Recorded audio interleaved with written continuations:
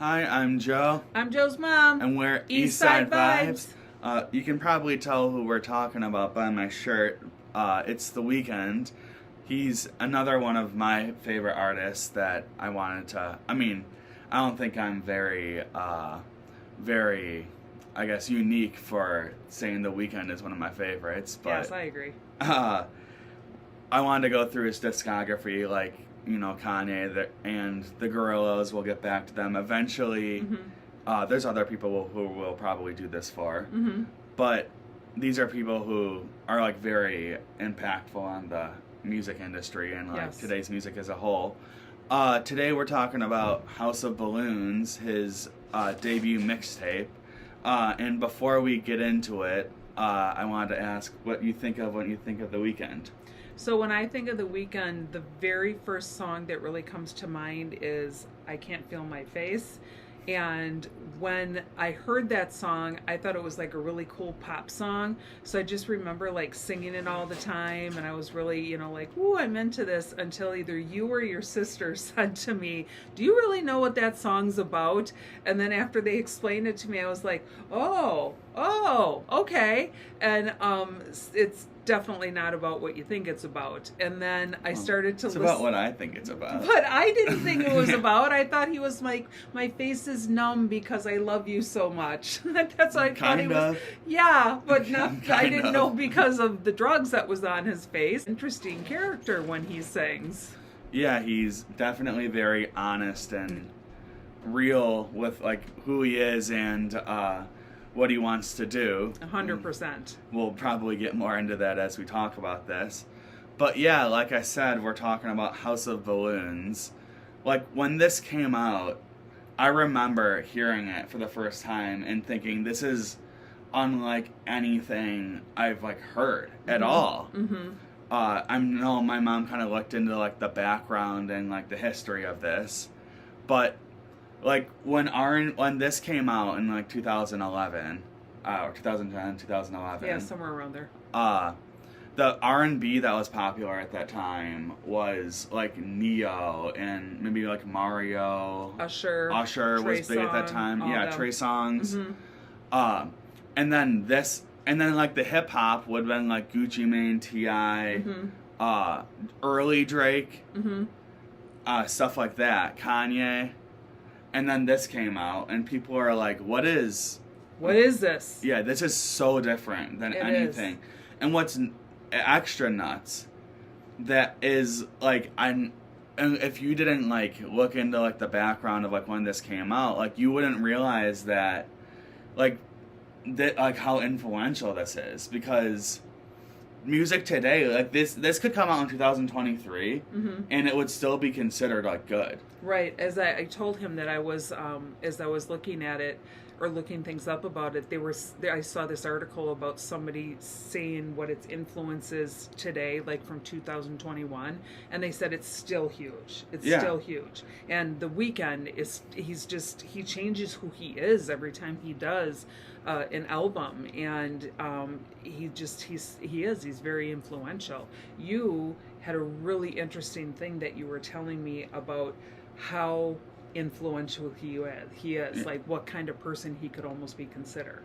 Yeah, I've said this for years, and I know I'm not like the only one that said this. I've seen like Rolling Stone write about it and stuff, but I think that he's, like, as far as influence goes, he's on the level of people like Michael Jackson and Prince, Madonna, like artists who, when they came out with an album or a mixtape or whatever, everything that would come out for the next like 2 or 3 years would sound in their genre would sound like that. Right. And that's how, like, even today, all the pop music sounds like 80s new wave music. Yes, it does. And the first one that was doing that on a mainstream level was The Weeknd. Like, like we said before, like, this R&B trap stuff is still popular and relevant today. There's still a lot of music that sounds like this. Very, very much. But when this came out, there was nothing that was even close to it. No, they said when this came out, that he was blending indie rock, electronics and R&B. And then Yeah. if you listen to his voice, Into like trap. yeah, into trap. And his voice, even today, it's a very moody voice. It's not like, up and down or, a happy-go-lucky voice. It's very moody. It's like a dark theme voice. It's like pleasing to listen to. Mm-hmm. Like it's very, I know she's compared to his vocals to Michael Jackson, which he's definitely very influenced by Michael Jackson. Yes.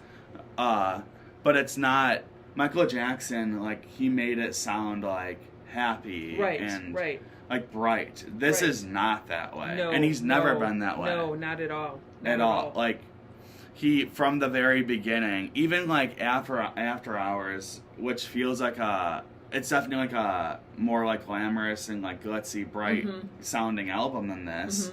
The singing's not. Right. Like, and the lyrics aren't either. Yeah. And like you said before, he's very honest. And his lyrics, he's honest. It's not like subtle where you have to go in and try to figure out what they're saying for the song. You know exactly what he means when you are listening to his songs because he tells you word for word what it means. It's so clear. It is. So I wanted to just say in one of the things that I saw that the reason, this is in an interview he had with Rolling Stones, the reason why he called it House of Balloons is because he had dropped out of high school and he was living with a bunch of his buddies, but you had said he was homeless for a while too. Yeah. And then he moved in with a bunch of his buddies into a house that apparently looked absolutely terrible. So whenever girls would come over to hang out with them, they would bring balloons to try to make the house look more fun. Yeah, I think I had read that. Now that you say that, Yep. I've seen that. But anyway, we're gonna get into like talking about our favorite songs. We're talking about most of them, not all of them. The few that we skip, it's pretty funny, are probably 3 of the most popular songs. So don't get mad that we didn't talk about those ones. They're still really good. We just don't want to make this like too long. Yes. But anyway, the first track we're going to highlight is High for This. This is one that my mom picked, one of her favorites. Mm-hmm. And this is, High for This is definitely like one of the more iconic tracks. Right. It's the opening track. And the opening, it sets the mood for this. It does. It really does. And this, as I was saying to Jill, this whole track or this whole album, there's a story behind everything. It like starts at this point and then it takes you on a story or a journey until you get to the end. And so this one is really starting off with he's basically setting the mood for, hey, we're going to be having a party at my place, be ready, come on over, it's going to be a good time, but like be prepared for it. And I like the way that I love the lyrics, and I also like the sound of it too. It's just like it's flowing you in to what you're about to be listening to. Yeah, it like feels, I don't know, like not I don't want to say happy, but like positive and negative at the same time. Right. Like you're like, I don't know like what I'm getting into, but it's probably gonna be different. So yeah, it's like, hey, come to my party, but you better be prepared. You know? Like be prepared for something crazy to happen. Yeah, exactly. And his vocals on this song are like are great. Yeah. Every song. Like if you can think about like when this came out and you had never heard The Weeknd, you're like, who's doing this? Right. Like who's even like as far as vocals go in R&B music, like Usher and like Neo and them have good voices, but they don't sound like him. No.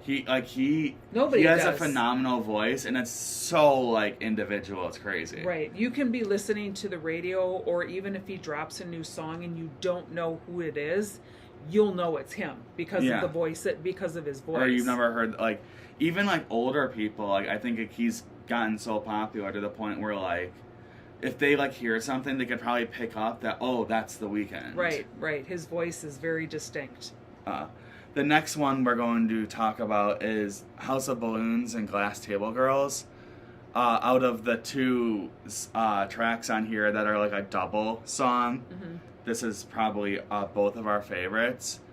But everything about this song is so like creepy. Very the chant Dark. at the beginnings it sounds like a horror movie. Yeah, that beginning like sample chant is like something that's super popular like on TikTok. Like you'll just be watching videos and like you'll like see a compilation with that sound. It's creepy. And it gets like creepier as it goes along. Like the Glass Table Girls instrumental sounds like something out of Saw or like what's the Texas Chainsaw Massacre? Right. Like when like you're getting like chased. Right. They're coming after you. And what it has like industrial metallic sounds. Like what he also brought up too is that the sounds that you're hearing are either samples or it's just electronic. Yeah, there's not live instruments on this. Though you think there's not. And that's just what makes like listening to this, so now that you listen to it, you go back, it makes it so much more interesting to listen to, knowing that he didn't have all these instruments with him when he recorded. Yeah. And from everything I saw, this is probably one of the most popular songs off of this track. Or this album. Yeah, like I said, that sample is really popular. Yes. And like the whole song, this is probably one of the more famous tracks. Right. I would say. I mean, that's really hard to say because when I was actually going back through this, I feel like all of these songs, like if you're like into R&B and trap, there are people, like the Weeknd fans, every single one of these songs would be like different like Weeknd fans would say one of these are their favorite songs. Right. So it's kind of hard to like go because I would say, oh, other songs are that way too, but I feel like they're all that way in a way. Like way more so than his next two albums actually. Yes. The Beauty Behind the Madness and Starboy. Okay. Well, I guess Kissland technically came out before that, another mixtape. Okay. But I like mixtapes. I really like them. This is, I think, the first one we listened to. I like them. Oh, yeah. I mean, mixtapes are cool because they're done independently, and for the most part, like you can put like music on there that like wouldn't get approved by a label. Yeah, so really it's a little different. But vocally, I think that I don't know. I just think that he has like his vocals on that song like contrast like the really negative feeling it has, and that's really cool. Right. And the meaning of it's like kind of funny, that it's like talking about like the party and like what's going on in his house. Then like the second half is like definitely about like hookers doing a certain drug that has to do with a glass table. Yes. And like it's a very like I feel like the first like two songs on this like kind of like have like that more like like drawing you in feeling, and then like, you get to like House of Balloons and you're like, all right, now you're here, and we shut the door and like you're here now. It's kind of like the movie It, like Pennywise is at the door at the balloon going, come on in, and then all of a sudden you get in and wham, he shuts that door. Like you better be ready for you're on the ride now. Yeah, you are on the ride. That's a good way of saying it. So the next song, it's like a roller coaster, literally. It's like a roller coaster. Like now you're starting to go down. There's no getting off this ride. Yeah. This is when you're at the top and you're like, all right, let me off. I'm gonna walk down the stairs. They're not you're happening. like, oh no, like you're going. You're going. Now you're in here. But the next track we're gonna highlight is "The Morning." This is the one where you said you think his vocals sound like Michael Jackson the most, right? Right. I think and again, he has a very distinct voice, but you can just hear it's a little higher in some places, and it sounds a little more like Michael Jackson. Yeah. The Morning is another one where the instrumentation sounds like it's being made with electric guitars and like a bass guitar, but like there's no way it was. Right. This wasn't recorded like in like some high profile studio. Like there could maybe be like some like instruments on here, but it's not like a live band. Right. You said this. It was they brought it in or it's whatever. Samples and I'm pretty sure this is a song that has a beach house. It's a popular indie band. Okay. Sample that like people recognize it. Okay. And that's one reason why this song's so popular. Oh, I read that actually. Yeah. Yes, I read that. Like the beginning, like that electric guitar in the beginning, it's like a beach house song. Yes, I read that. And that's another thing when this came out. Like Beach House is like indie alternative rock, and he's just putting that in R&B, and Usher was not doing that. No, no. You're like, what kind of R&B? He was singing "Let It Burn" or something like that. Like, what kind of R&B is? How is this? It sounds like R&B, but like there's like electric guitars and stuff, and it's way different. So for me, like he was just talking about, if you're a Weeknd fan, you can tell right away if it's a Weeknd song. And they were saying that if you're a true Weeknd fan, you knew immediately who was singing this song. And this was my kind of quote thing. So as I was looking it up, he actually performed this song in the movie Uncut Gems with Adam Sandler. And because Uncut Gems is set in 2012 and this came out in like 2011. Great movie, by the way, if you haven't seen it. Fantastic. Really good movie. Adam Sandler should have been nominated for an Academy Not Award. like what if you have opinions about Adam Sandler and you're like, oh, like I probably am not that interested. Like, watch this. He's a goofball. No. This isn't that. It's very, very, very good movie. The Weeknd is very good in it. I'm assuming this is how he like got like the deal for the TV show and stuff. Oh, probably. Yeah, like, because probably. he acted so well in this. He was. And so he sings this song, as you said, in an underground like place. Yeah, it's like supposed to be like an up and coming artist. And that's what he was, you know, in real life. And in the movie they have his old hair is in the movie, and so I loved that hair. I know. That was like that was distinct. Yeah. And so it's showing again, because it's the movie was set in 2012. It really showed him in that time period. And then what's interesting is that this song is about, you know, part of it is about him stealing a girl from another guy. Yeah. So after he sings this song later on in the movie, he steals Adam Sandler's girl from him. So I mean, followed through. You mentioned how his vocals are like so distinct.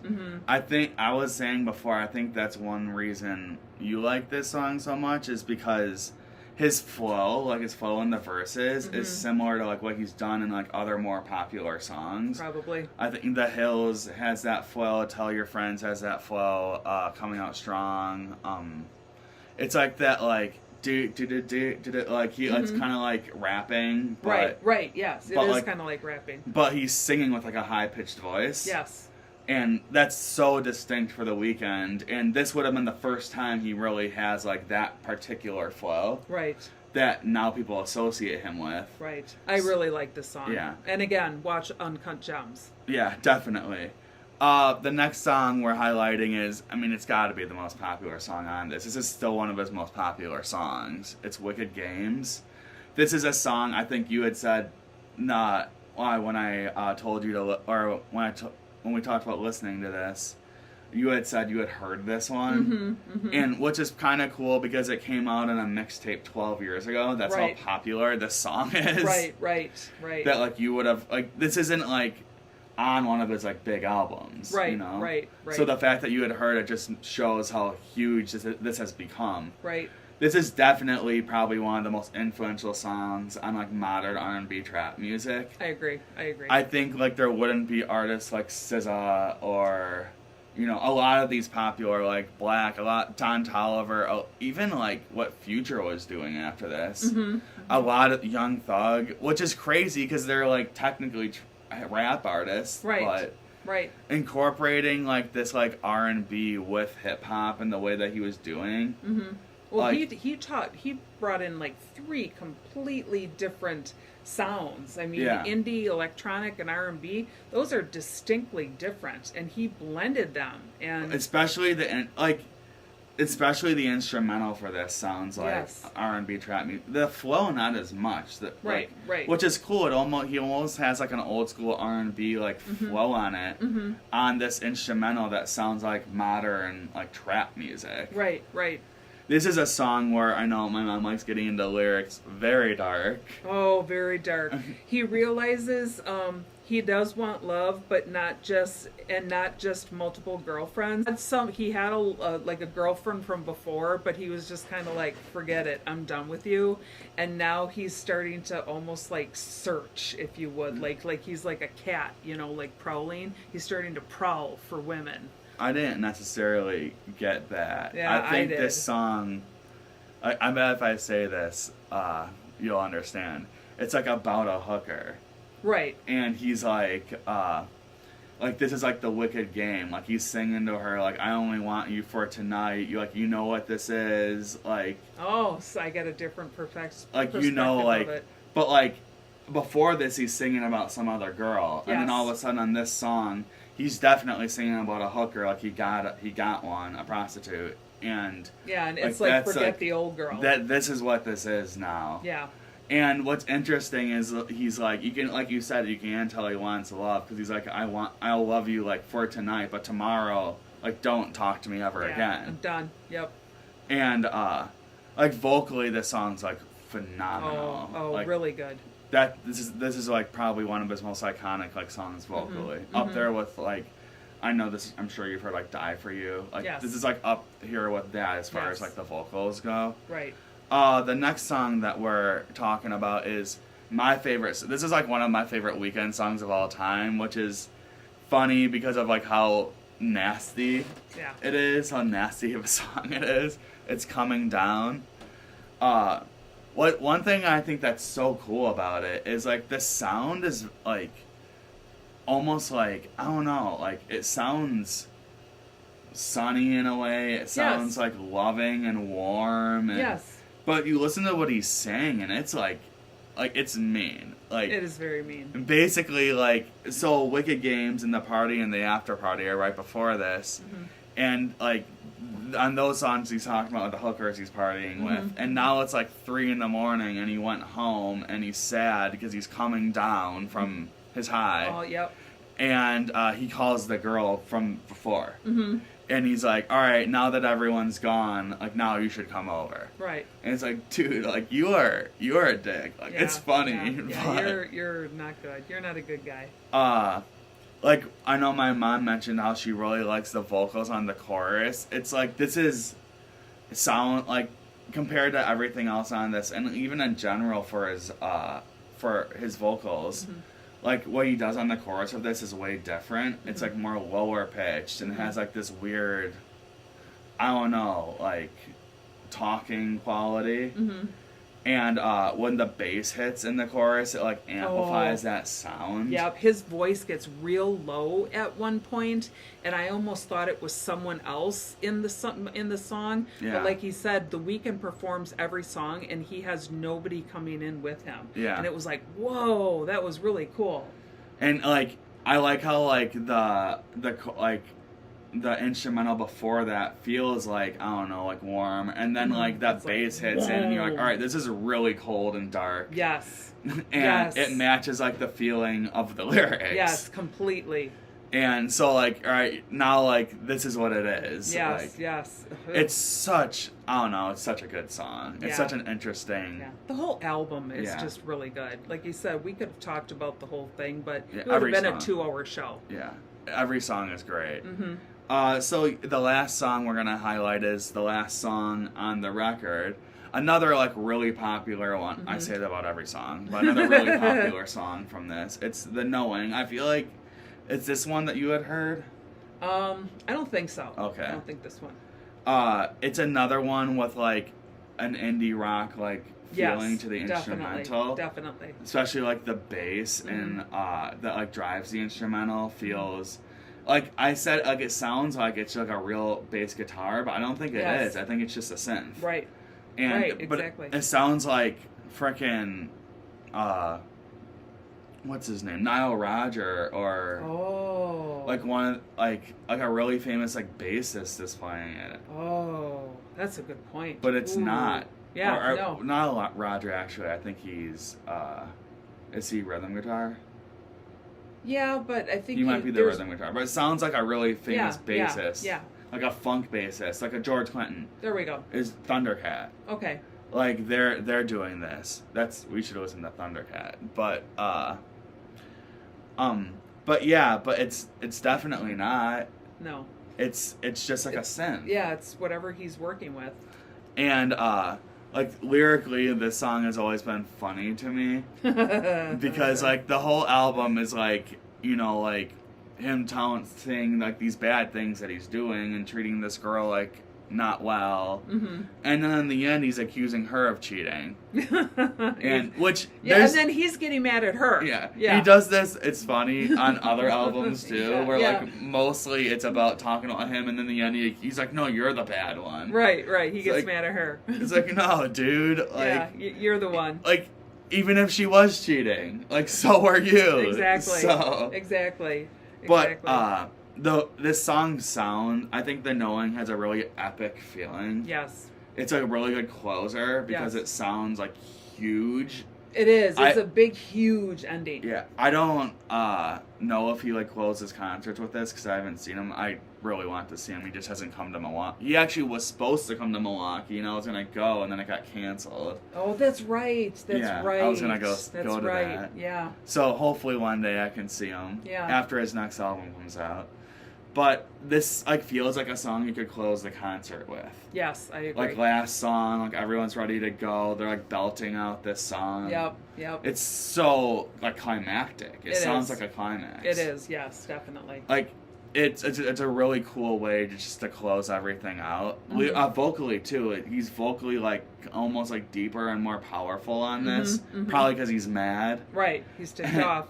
Yeah, and the feeling of the instrumental has like, I don't know, like you're going off into like the sunset type feeling. Right. He knows now. It's over. It's over. I'm done. He made this album he made this album to talk about what he did, during this time. He was living in a... Well, it was literally what he was doing at that time, though. Right. At that time, he was living in a crappy place with his friends. He was doing drugs. That's another thing you have to think about. Like this, like he was like 19 when he made this, like in like his bedroom. Yep. Like that's really crazy. Right. And then, as you said, he made this album to say this is what I was doing at this time, but it's not like I'm going to live my life this way anymore. Well, he still does. Well, exactly. But this is just who he is. He was just talking about that time. No, it's like we kind of talked about it before. One thing about The Weeknd is like, one thing I think that's like really cool is this. I think this is why one reason people like him so much is that this lifestyle is like pretty common. People do people. That's right. Lots of people I know, like lots of people do live like this way. Right. But he doesn't like make it seem like it's a good thing to be living this way. Yeah, you said that right. It's like, it is. It is. It's life. It's like people get into certain situations and becomes people, like whatever. Mm-hmm. But like if you listen to a lot of other like hip hop music, and this might be why like older people don't like modern hip hop music as much, and to be fair, your like 80s and 90s music talked about it too, but they did it even more subtle. Yes. You just didn't like say it explicitly. Yeah, exactly. And a lot of modern hip hop music says it explicitly, but they like glorify it. Yes. This isn't glorifying. No, it. Not at like, all. It said no, not at all. He's like, yeah, this is how I live, but I'm not telling you to live like this. Right. This is who I am, but I'm not like a good dude. Like, right. Yeah. He never makes it into like a pop feeling or anything like that. And even his pop music, he still talks about this stuff. But once again, it's not like he's saying like to do it. Right. He's kind of saying to not do it. Like, don't be like me. Yeah, exactly. It's like, this is what I do. This is what I've done. But he doesn't say don't do it, but it's like you really get that feeling of it's kind of like I say it feels like very dark. Like it's not depicting this like lifestyle as something that's glamorous. And No. he's not happy. Right. And right. he's not he wasn't happy. happy here. Yeah. No, he wasn't happy And at I all, still don't think especially he's at the happy. end. Yeah. Especially in the knowing. Really not happy. Like, this is how he copes with his depression, kind of. Right. Oh, good. Good And analysis. one thing, you like were bringing about like stuff about like the background of this. I remember reading this and I thought it was pretty cool that he was like still working in like Aeropostale at the mall. I saw that. When this came out. Mm-hmm.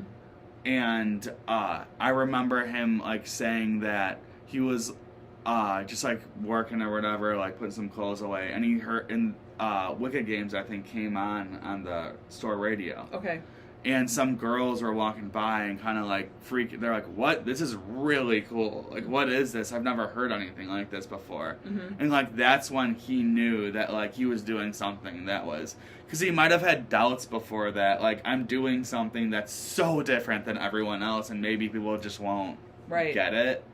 And he knew that, all right, I'm like, this is something that's like transformative. Right. I can't even imagine what that would be like. You're working That and all of a sudden you hear your song and people are reacting to it. Out. It's like, whoa, can I just give my notice right now? Not even 2 weeks. Yeah, Here's my I'm the notice, man. I'm leaving. And this is back when he was trying to be anonymous with like his who he is. Yes. So like he couldn't have said that I made this. You know? Right. Like, because I had read that after he had signed with Drake for quite a while, he never wanted to show who he was. He wanted people to just listen to his music, so he would only communicate with them through Twitter, and he would never show his face. He was very mysterious. Right, but you said he's still big on, well, now we call it X, but he's still big on X. We don't call it X. I'm sorry. But he's still big on that, and that he even responds to his followers? Yeah, like to this day, like, I mean, I think he actually might be the most streamed artist in the world. Oh, like, that's right awesome. now, like monthly. Or I he's just up there. followed him today. It's probably Taylor Swift, but Okay. he might be number 2. Okay. But he like still like for someone that big to still like be responding to fans all the time on Twitter is like pretty cool. Right. He has this connection with his fan base. Right. That is very interesting, and people like associate people like me who are like really into him like with like a negative feeling, but he's like, you guys are like like we're like a family, like you want to know more about this guy because he doesn't give it to you. He wants it to be that way so he can have that his own life. The few like interviews he does, he seems like a super nice guy, and you're like, it's funny. How is this dude making this music? Like, is he just very two-faced? Is he just not that way at all? Yeah. Like, you know, wow, that's something I've never heard. It's really interesting. Yeah. Actually, like, speaking of like that, like getting into that before we close out, one of my like favorite YouTubers is this music reviewer named John Denton. He's like a 40-year-old guy that reacts to modern music. Okay. And he recently got an interview with The Weeknd. Like The Weeknd, like this guy, like I think he might have, I forgot how many subscribers he has, but he's not like super huge. He's like big in the community. Okay. But not super. John, if you ever see this, hi, you're awesome. But he's not like super huge. But he is like, but like The Weeknd somehow like found him. Okay. And he's like shared his videos on Twitter multiple times.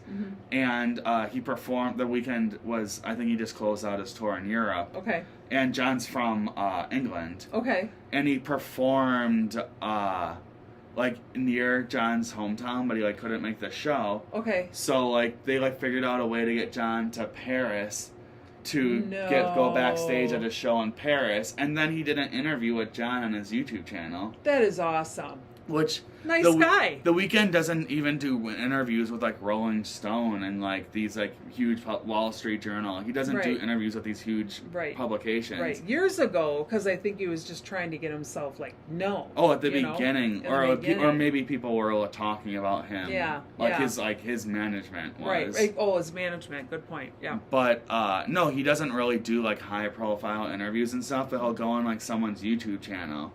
Which is just so cool. That is so cool. Like a nice guy with a very mysterious background. Yeah. But anyway, we can get into. I mean, I feel like it's kind of dumb for me to rate this because I like it. So it's like something I listen. I still listen to a bunch of these songs all the time. I'm going to give this a high rating for basically two reasons. Number one, the fact that it's his first album and he did it without, I'm assuming, a big studio, and you know it hit when it hit. It went out there, and the fact that it's still so popular today, and he was only like what we said 19 years old, Yeah. and it's still popular, and it influenced so many people in their sound, that just impresses me so much. And his lyricism, I love his honest lyricism, and I love that he still does that today too. His that moody side that he has is just something that's unique to him, and it's very. I don't know if I know any other musical artist that does that. And we are saying that when you listen to music, if he has a song come out, you know it's him. Mm-hmm. You just know it's him right away by his voice. So I would honestly give this probably a 9 or a 9.5. I mean, I would give it like a 9.5. Yeah. So Yep. this is as good as anything, like, ever. Right. Especially when you think about, like I said, how, like we keep saying, how there was nothing like it before, and now to this day it's still Yes. very relevant. Yes, really, really much so. It's really insane. Mm-hmm. And that's just how impactful The Weeknd is. Right. But with that being said, thank you for watching. I'm Joe. I'm Joe's mom. We're Eastside Vibes, and have a great day. Bye. Bye.